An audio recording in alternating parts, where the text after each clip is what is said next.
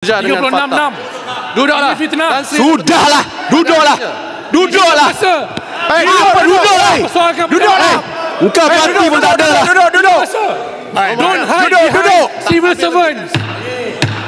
Kamu macam jangan hina Duduk. pejabat. Duduk semua. Saya gantung pasal duduklah bengi. Tidak ada celahan. Dia yang Tidak ada celahan. Mungkin macam datang lewat. Tidak ada celahan. Datang awal lain kali. Yang betul itu bukan celahan, itu peraturan. Duduk. Itu peraturan dewan. Duduk. Satu. Itu silakan Menteri. Yang Ketua. Terima kasih. Penjelasan Kita akan menggulung besok sebenarnya. Ya, peraturan berapa? Peraturan Cuma berjalan. perlu penerangan. Pencelahan tak dibenarkan, kemudian perbahasan tidak dibenarkan. So saya rasa no point untuk dibentang. Hold on. Menteri. Tolong duduk. Saya dah sebut. Saya tidak benarkan celahan kerana besok waktu Menteri menggulung miti, bertanyalah. Hari ini dengar dulu, balik fikir, ambil pen, ambil kertas, tulis soalan dulu. Oh, maknanya boleh bahas masa gulung. Boleh. Okey, terima kasih. Sebab itu saya dengar. Jangan terus melenting, dengar dulu. Silakan Menteri. Kita gulung esok. Okay. Tan Sri Yang Ketua, setelah berunding selama 5 bulan, bermula pada 6 Mei hingga 17 Oktober 2025, di mana ahli parlimen telah diberikan penerangan oleh Yang Amat Berhormat Perdana Menteri berkenaan pengenaan tarif timbal balas pada 5 Mei 2025 di dalam Dewan Yang Mulia ini, serta oleh saya sendiri mengenai perkembangan rundingan pada 4 Ogos 2025 dan juga di dalam sidang media dan beberapa siri wawancara dengan media. Akhirnya alhamdulillah pada Ahad 26 Oktober Yang Amat Berhormat Perdana Menteri dan Presiden Amerika Syarikat Donald J. Trump telah menandatangani perjanjian perdagangan timbal balas. Namun bab kata pepatah, rumah sudah siap, pahat masih berbunyi. Tak mengapa, kerajaan tidak takut pada kritikan, tapi biarlah ia berasaskan fakta, bukan tomahan yang tidak berasas, apatah lagi fitnah semata-mata. Perlu saya tegaskan, rundingan ini bukanlah pilihan yang kita minta. Tidak seperti mana-mana rundingan perjanjian perdagangan lain, di mana rundingan ini diadakan apabila ada kemahuan kedua belah pihak. Ini adalah tarif unilateral yang dikenakan kepada kita dan juga beratus negara lain dan yang juga berdagang dengan Amerika Syarikat. Suka atau tidak, kita terpaksa berhadapan realiti yang sudah kita jelaskan berulang kali adalah ini tidak adil sama sekali. Ada di kalangan ahli dewan yang mengatakan kita menyerahkan tengkuk dalam berunding. Sememangnya ini adalah realiti geopolitik yang kita hadapi sebagai sebuah negara perdagangan terbuka, berdepan kuasa ekonomi terbesar dunia yang merupakan pasaran ekspor terbesar kita dengan jumlah perdagangan Malaysia Amerika Syarikat pada tahun 2024 mencatat 325 bilion ringgit, di mana ekspor Malaysia ke Amerika Syarikat berjumlah hampir 200 bilion ringgit. Dan bagi tempoh Januari-September 2025 pula, jumlah ekspor negara ke Amerika Syarikat adalah 166.4 bilion ringgit. Ini pasaran yang penting buat Malaysia. Mahu tidak mahu, kita perlu bangkit mempertahankan akses kepada pasaran ini walaupun berhadapan dengan tekanan tarif timbal balas bersifat unilateral oleh kerajaan Amerika Syarikat. Kita tiada pilihan tetapi untuk berunding demi kepentingan negara dan ekonomi kita.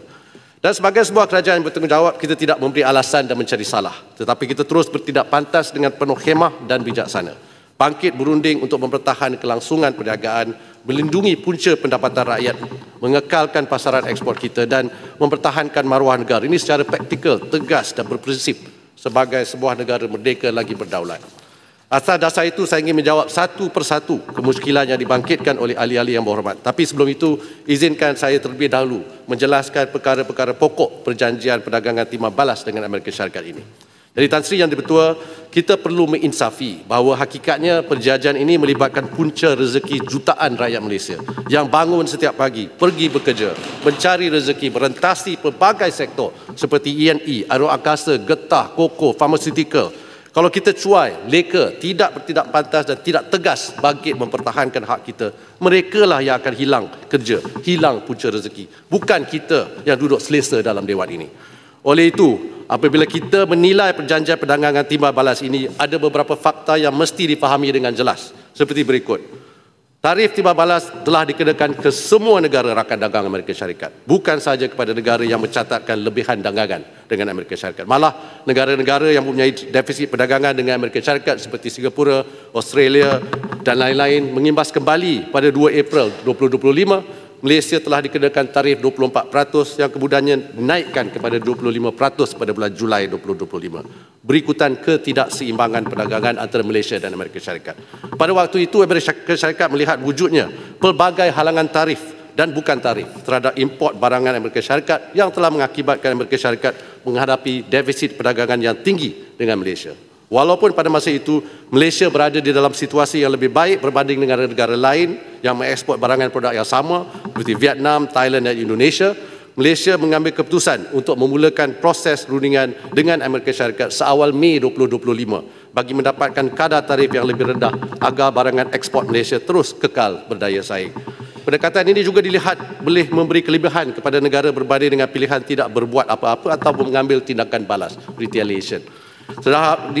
Lebih-lebih lagi, pilihan untuk tidak berunding atau mengambil tindakan balas boleh menjejaskan pasaran ekspor yang bernilai hampir 200 bilion ringgit, merentasi pelbagai sektor yang menyokong ekonomi Malaysia, termasuklah PKS, selain boleh menjejaskan jutaan pekerja Malaysia. Berdasarkan penilaian impak dan pelbagai senario berkemungkinan, rundingan dengan Amerika Syarikat mengambil pendekatan keseluruhan kerajaan dengan izin whole of government yang merentasi pelbagai kementerian, agensi dan sektor swasta dengan matlamat untuk mencapai satu persetujuan yang memberi manfaat kepada kedua-dua negara. Ingin ditekankan, di sepanjang proses rundingan, Malaysia berpegang teguh kepada prinsip berkecuali, pendekatan whole of government dan sentiasa memastikan kepentingan dan kedaulatan negara terus dilindungi dan terpelihara. Pasukan perunding tidak langsung berganjak pendirian di dalam perkara-perkara yang melibatkan isu-isu garis merah, the red lines, khususnya hak bumi putera, dasar perolehan kerajaan dan tuntutan pembukaan liberalisasi ekuiti sepenuhnya sektor-sektor strategik negara seperti tenaga dan telekomunikasi. Kalau ada yang mendakwa kononnya kita jual negara, saya cabar mereka tunjuk satu klausa yang melanggar atau melepasi garis merah ini. Ya, satu pun tiada. Sebenarnya Tan Sri Yang Di-Pertua, kalau kita mahukan terma yang lebih baik, mudah saja. Berikan semua perkara garis merah yang kita berusaha sedaya upaya lindungi selama ini. Walaupun begitu, jika kita bagi ke semuanya, tiada jaminan kita akan berikan atau diberikan tarif yang lebih rendah.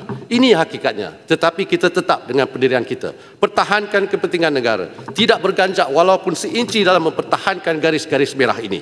Ini soal maruah dan kedaulatan negara. Dan sebagai rakyat Malaysia yang cintakan negara, kerajaan tidak akan sekali-kali mengizinkan kedaulatan kita diganggu gugat. Perjanjian Act ini juga mengandungi klausa-klausa yang menjaminkan kedaulatan negara, di mana pelaksanaan perjanjian adalah berdasarkan kepentingan dan keselamatan ekonomi negara, serta berlandaskan undang-undang dan peraturan domestik negara. Amerika Syarikat juga bersetuju supaya sebarang langkah yang ingin diambil pihaknya dalam menangani isu-isu ketidakseimbangan perdagangan haruslah melalui mekanisme rundingan bagi mencari kesefahaman bersama. Sebagai contoh, artikel yang disebut-sebut, artikel 5.1.1 tidak sepatutnya dilihat sebagai Malaysia secara membuta tuli mengikut apa jua sekatan Amerika Syarikat yang dikenakan ke atas negara lain. Sebaliknya, peruntukan tersebut melalui fasa mengikut undang-undang dan peraturan domestik dan dalam garis masa yang boleh diterima oleh kedua-dua pihak, memberi Malaysia ruang undang-undang dan diplomatik untuk mengelak dari mengambil tindakan ke atas negara-negara lain. Dengan kata lain, Malaysia hanya perlu berbincang dengan Amerika Syarikat dan sekiranya Malaysia perlu mengambil tindakan perdagangan, kita boleh berbuat demikian di bawah undang-undang dan peraturan domestik dengan garis masanya dan mekanisme sendiri. Peruntukan tersebut juga menekankan sebarang tindakan yang diambil oleh Malaysia haruslah isu yang merupakan dengan izin shared economic concern, iaitu isu yang menjadi masalah bersama bagi Malaysia dan Amerika Syarikat. Sekiranya perkara tersebut bukanlah satu isu yang menjejaskan Malaysia, kita tidak perlu risau dengan obligasi untuk mengambil tindakan atau sekatan yang sama seperti diambil oleh Amerika Syarikat. Ingin saya tegaskan, ini bukan lesen Amerika Syarikat untuk memaksa Malaysia mengambil tindakan yang sama. Sebaliknya, ini adalah komitmen bahawa jika hanya ada kebimbangan bersama, kita bincang sebagai rakan strategik. Kita runding, bukan sesekali sebagai sebuah negara bawahan. Itu perbezaannya. Hakikatnya jelas, hasil utama daripada rundingan yang mengambil masa 6 bulan adalah kejayaan Malaysia menurunkan kadar tarif yang dikenakan Amerika Syarikat daripada 25% kepada 19% yang merupakan kadar terendah yang dikenakan kepada negara-negara ASEAN yang mempunyai lebihan dagangan dengan Amerika Syarikat. Lebih memberangsangkan Malaysia turut berjaya mendapat pengecualian dari timbal balaf 19% ini kepada bagi 1,711 barisan tarif ataupun tarif lines ke atas produk-produk Malaysia yang dieksport ke Amerika Syarikat, meliputi ekspor utama Malaysia seperti minyak sawit, barangan berasaskan getah, produk koko, komponen dan alat ganti pesawat dan farmaceutical yang secara kolektifnya menyumbang 22 bilion ringgit atau lebih kurang 12% daripada jumlah keseluruhan ekspor negara ke negara Amerika Syarikat pada tahun lepas. Ini bukan satu angka yang kecil. Justru perjanjian ini memastikan akses yang berterusan bagi ekspor barangan Malaysia ke pasaran Amerika Syarikat. Sekiranya perjanjian ini tidak segera dimeterai, Malaysia berhadapan dengan risiko kerajaan Amerika Syarikat akan menaikkan semula kadar tarif kepada asal iaitu 24% atau kadar pada yang jauh lebih tinggi, 30%, 40%, 50% atau mungkin 100%. Kita tahu Amerika Syarikat mampu bertindak sedemikian dan telah dibuktikan di dalam rundingan dengan negara-negara lain. Jika perjanjian ini tidak dimuktamadkan, besar kemungkinan kadar tarif akan menjadi lebih tinggi dan sekaligus akan menjejaskan daya saing ekspor Malaysia ke pasaran Amerika Syarikat. Siapa yang akan menanggung beban ini nanti? Siapa yang akan menanggung rugi dan gulung tikar? Syarikat kita juga. Ya, siapa yang akan kehilangan kerja dan punca pendapatan? Rakyat Malaysia juga. Selain itu, ketidaktentuan ini akan menyebabkan pelabur tiada keyakinan untuk membuat pelaburan baru atau mengembangkan pelaburan mereka di Malaysia. Keboleh ramalan dan keboleh jangkaan adalah amat penting kepada komuniti perniagaan. Pelabur Tan Sri Yang di-Pertua tidak melabur di negara yang kelihatan teragak-agak dan tidak bersedia melindungi pasaran ekspornya sendiri. Dari Tan Sri Yang di-Pertua melihat pada konteks yang lebih menyeluruh, Malaysia terus menikmati manfaat tambahan susulan pemeteraan perjanjian AD ini, termasuk sebagai sebahagian daripada pakej hasil rundingan ini, hubungan dua hala Malaysia Amerika Syarikat telah dinaik taraf sebagai perkongsian strategik komprehensif dengan izin Comprehensive Strategic Partnership. Ini bukan simbolik, ya.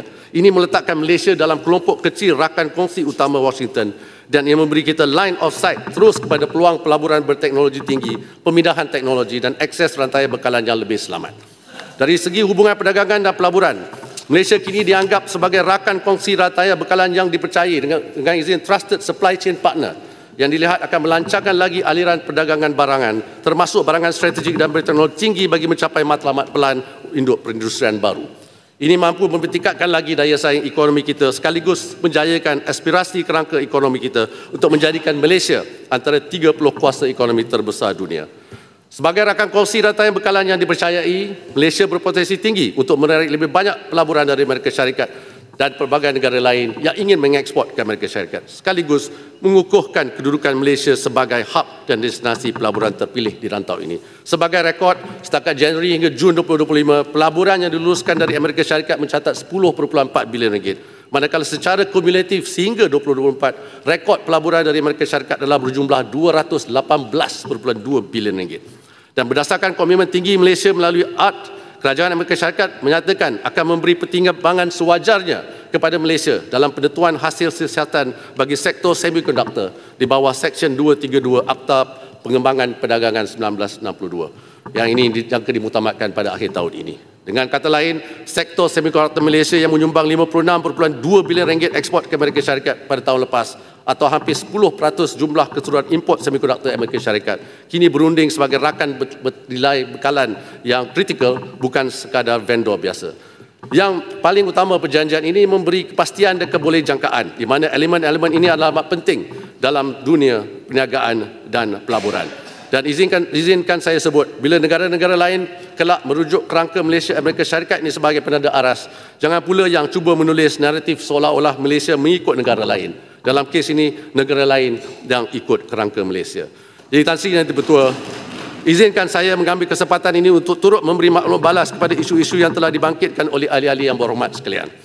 Banyak tuduhan berlega di media sosial, termasuk daripada individu-individu yang mungkin tidak pun membaca keseluruhan teks perjanjian, tetapi bercakap seolah-olah mereka berada di meja perundingan. Biar saya jawab satu persatu dengan fakta. Pertama, pembelian berjumlah 1 trilion ringgit dari Amerika Syarikat. Senarai perolehan di bawah perjanjian ini bukan perkara baru. saya ada terangkan pada bulan Ogos yang lepas di Parlimen. Mungkin pada masa itu ahli Parlimen pasti gudang tidak hadir. Tapi tidak mengapa. Saya ulang semula hari ini. Ingin saya tegaskan bahawa komitmen pertimbangan komersial di bawah Seksyen 6 perjanjian ini tiada kena-mengena dengan perbelanjaan kerajaan. Ini adalah kerana pembelian-pembelian yang bakal dilakukan oleh syarikat-syarikat berkenaan merupakan cadangan perolehan sedia ada syarikat dan tidak melibatkan sebarang dana daripada kerajaan. Apa yang kita buat? Kita tanya pada syarikat MNC dan juga JLC di negara ini, apakah perancangan pembelian mereka dari Amerika Syarikat? Dan kita senaraikan semua pemberian tersebut. Syarikatnya kita, kalau tidak ada tarif pun, ya memang mereka akan beli juga kerana ini adalah perolehan yang telah dirancang. Sebagai contoh, pembelian pesawat Boeing oleh Malaysia Aviation Group telah diumumkan pada bulan Mac 2025, jauh lebih awal dari tarikh pengumuman tarif oleh Trump. Samalah juga dengan cadangan perolehan LNG oleh Petronas. Petronas sebenarnya dari dulu lagi membeli LNG dari pelbagai negara, termasuk Amerika Syarikat. Sebelum pengumuman tarikh pun Petronas dah beli LNG dari Amerika Syarikat. Tapi sebab kita tak kerja di Petronas, bila dengar pengumuman saja terus berlompat, sedangkan perkara ini bukan baharu. Perolehan ini merupakan sebahagian daripada strategi komersial bagi memastikan kestabilan bekalan serta memenuhi komitmen kontrak domestik dan antarabangsa. Langkah ini diambil khususnya memandangkan komitmen bekalan jangka panjang Petronas melebihi keupayaan pengeluaran sedia ada. Jadi sehubungan itu, perolehan LNG daripada negara pengeluar lain termasuk dari Amerika Syarikat akan membolehkan Petronas mengoptimumkan bekalan dan memastikan penghantaran ataupun delivery yang stabil kepada pelanggan. Ini bukan arahan politik dari Washington. Ini keputusan komersial Petronas untuk memastikan bekalan stabil, kontrak ditunaikan dan negara tidak berdepan krisis tenaga. Negara berdaulat mesti ada sumber dan pilihan tenaga yang pelbagai. Itu namanya keselamatan tenaga ataupun energy security, bukan kebergantungan. Seperti yang ahli-ahli yang berhormat sedia maklum, standard halal merupakan satu garis merah yang tidak pernah dikompromi oleh kerajaan di sepanjang rundingan perjanjian AD. Ingin saya tegaskan bahawa kebimbangan atau dakwaan yang mengatakan Malaysia berkompromi dengan isu halal ini adalah tidak berasas. Melalui perjanjian, proses kelulusan pengimportan produk halal dari Amerika Syarikat adalah kekal seperti sedia ada, iaitu dengan mematuhi keperluan standard halal Malaysia dan Akta Perihal Perdagangan bagi tujuan perdagangan dalam Malaysia. Perjanjian menetapkan hanya produk halal yang mendapat pengesahan halal dari Badan Persijilan Halal Amerika Syarikat yang telah diiktiraf oleh Jabatan Kemajuan Islam Malaysia dan memenuhi keperluan halal Malaysia. Ini saja yang akan diperlakukan dan dibenarkan bagi tujuan ekspor ke Malaysia. Ingin saya tekankan, pengiktirafan JAKIM ke atas mana-mana badan persijilan halal di Amerika Syarikat adalah berdasarkan proses audit dan pengesahan yang ketat dengan menilai keupayaan dan tahap pelaksanaan pematuhan terhadap standard halal Malaysia. Ini bermakna kawalan penuh terhadap standard penentuan kriteria dan pengiktirafan halal kekal berada di bawah bidang kuasa JAKIM. Tiada sebarang kelonggaran terhadap piawai atau prosedur halal Malaysia. Jadi, kalau ada pihak yang cuba menakut-nakutkan rakyat, kononnya standard halal kita akan ditentukan Amerika, saya nak tegaskan dalam Dewan ini, itu tidak benar. Ya. Standard halal Malaysia ditentukan oleh Malaysia, disahkan oleh JAKIM dan dipelihara oleh umat Islam di negara ini. Ya, noktah, full stop. Dari sudut perdagangan, pendekatan ini bertujuan memudah cara pentadbiran dan memfasilitasi urusan ekspor-import tanpa menjejaskan integriti sistem halal Malaysia maupun kedudukan standard halal negara sebagai penanda aras antarabangsa secara berterusan. Terdapat dakwaan juga bahawa Malaysia memberikan kelonggaran untuk membenarkan pengeksportan mineral kritikal dan REE ke Amerika Syarikat, ya, di mana setengah pihak menyifatkannya sebagai satu desakan untuk keuntungan segera yang akan menggalakkan matlamat strategik ataupun yang menggagalkan matlamat strategik negara. Jadi untuk makluman ahli-ahli yang berhormat, Malaysia masih mengekalkan dasar melarang ekspor REE mentah bagi memastikan pembangunan industri hiliran tempatan. Maknanya apa? Maknanya nilai tambah mesti berlaku di Malaysia. Pekerjaan berkemahiran tinggi mesti diwujudkan di Malaysia. Teknologi pemprosesan mesti masuk ke Malaysia. Kita tidak lagi mahu menjadi negara yang hanya menggali dan menghantar keluar bahan mentah murah seperti masa silam. Pada masa ini, Malaysia menggalakkan pelaburan asing dan perkongsian teknologi bagi aktiviti perlombongan REE mentah dalam membangunkan ekosistem industri domestik yang lebih bersepadu. Jadi sehubungan itu, Malaysia mengalung-alungkan kerjasama strategik dengan pihak Amerika Syarikat mahupun negara-negara lain dalam pembangunan industri REE tempatan, terutamanya potensi kerjasama tripartite antara pihak Malaysia, Amerika Syarikat juga Australia. Saya ulang, kalau ada apa-apa pembangunan sumber strategik negara, ia akan berlaku mengikut undang-undang Malaysia di tanah Malaysia dengan kawalan kedaulatan Malaysia.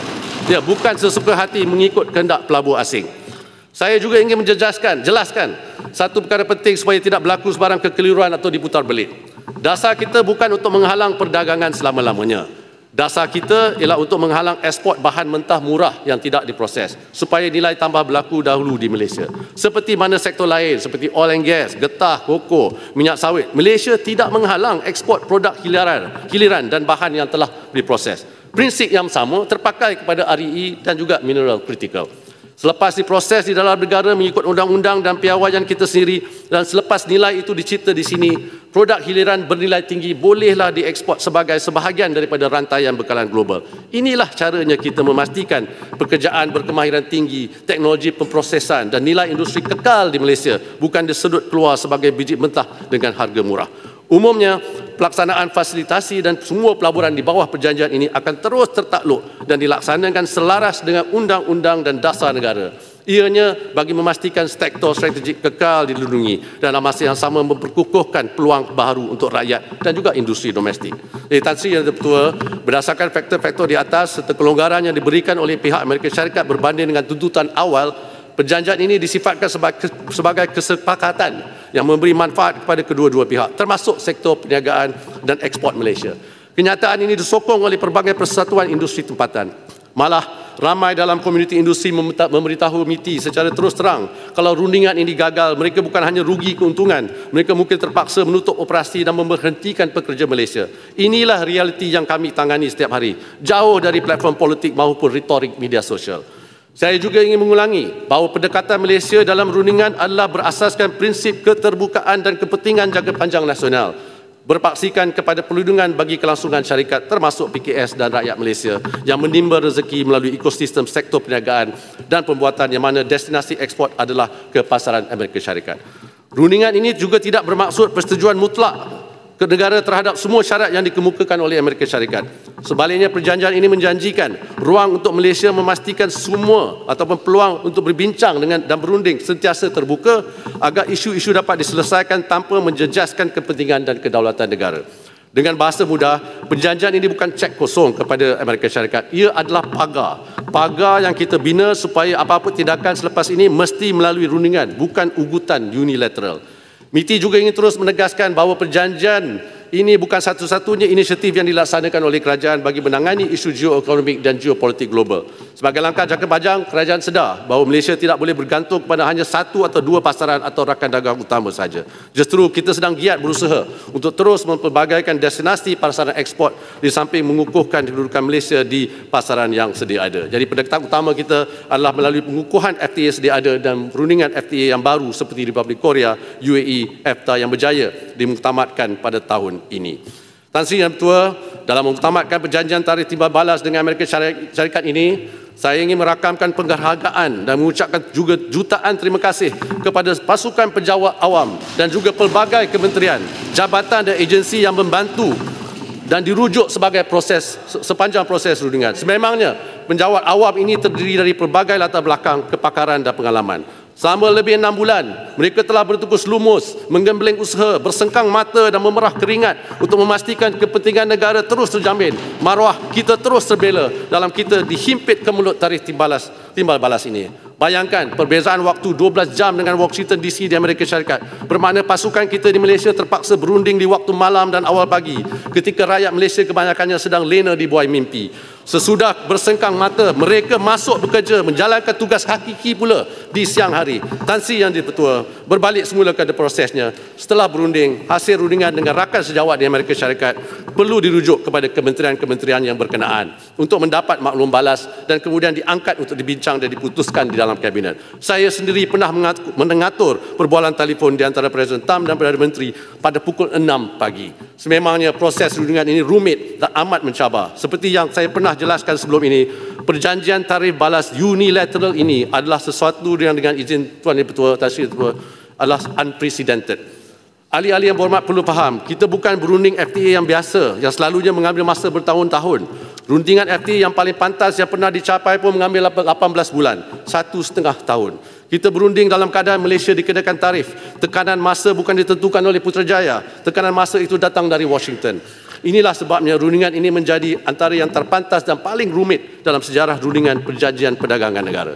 Justru kejayaan mengutamakan perjanjian ini jelas menunjukkan komitmen tertinggi para penjawat awam dalam memastikan kepentingan negara terus terbela. Jujur saya akui, saya cukup kecewa apabila ada di dalam Dewan ini dan di luar sana yang membersenda dan memperkotak-katikkan usaha pasukan para perunding kita. Saya faham kalau ada serangan yang bermotifkan politik kepada pimpinan kerajaan, tapi janganlah kita memperlekehkan usaha dan pengorbanan para pejabat awam yang telah berusaha memastikan kedaulatan negara terus terjamin. Ada di kalangan ahli yang berhormat yang menyebut perjanjian ini menggadaikan negara tercinta kita. Saya ingin bertanya kembali, adakah yang berhormat maksudkan para pejabat awam ini juga mahu menggadaikan negara? 36-6 Tan Sri yang dipertua dan berhujah dengan fakta. Duduklah. Sudahlah. Duduklah. Duduklah. Apa duduklah? Duduklah. Engkau berarti pun tak ada lah. Duduk. Don't hide behind civil servants. Kamu macam jangan hina pejabat awam. Duduk semua. Saya gantung pasal duduklah bengi. Tidak ada celahan. Dia yang tidak ada celahan. Mungkin macam datang lewat. Tidak ada celahan. Datang awal lain kali. Yang dipertua itu bukan celahan, itu peraturan. Duduk. Itu peraturan Dewan. Duduk. Satu. Saya kata selepas menteri besok akan ada. Esok nak cakap lah. Adakah peraturan tidak boleh dibangun disebut? Peraturan Dewan. Saya kata duduk. Habiskan menteri. Ya, tinggal 2 minit je. Tan Sri dah betul. Pada akhirnya isu ini bukan tentang saya atau mana-mana parti politik. Isu ini tentang masa depan pekerjaan dan punca rezeki jutaan rakyat Malaysia. Ada daya saing perusahaan kita dan juga kedudukan ekonomi negara dalam dunia yang kian tidak menentu. Itu amanah kami sebagai kerajaan dan itu juga tanggungjawab bersama Dewan Yang Mulia ini. Sebab itu saya merayu kepada semua ahli yang berhormat. Kita boleh bersaing dalam politik tetapi dalam hal mempertahankan kepentingan ekonomi dan kedaulatan negara, kita mesti kukuh bersama, bersatu sebagai Malaysia. Satu suara yang jelas, tegas dan bermaruah. Jangan biarkan orang luar memecah belahkan kita. Sememangnya dunia sedang memerhati bagaimana kita bertindak balas walaupun dihimpit pelbagai tekanan. Ini bukan satu situasi yang ideal, tetapi kita bersama-sama mencari penyelesaian yang mampu melindungi kepentingan negara dan kesejahteraan rakyat. Biar dunia lihat bahawa Malaysia bukan negara yang tunduk mengikut tunjuk mana-mana kuasa, tetapi negara yang dihormati dan disegani, mampu berunding dengan yakin, menjamin kedaulatan negara, mempertahankan haknya dan melindungi kepentingan rakyat. Sekian, terima kasih Tan Sri. kita bangun.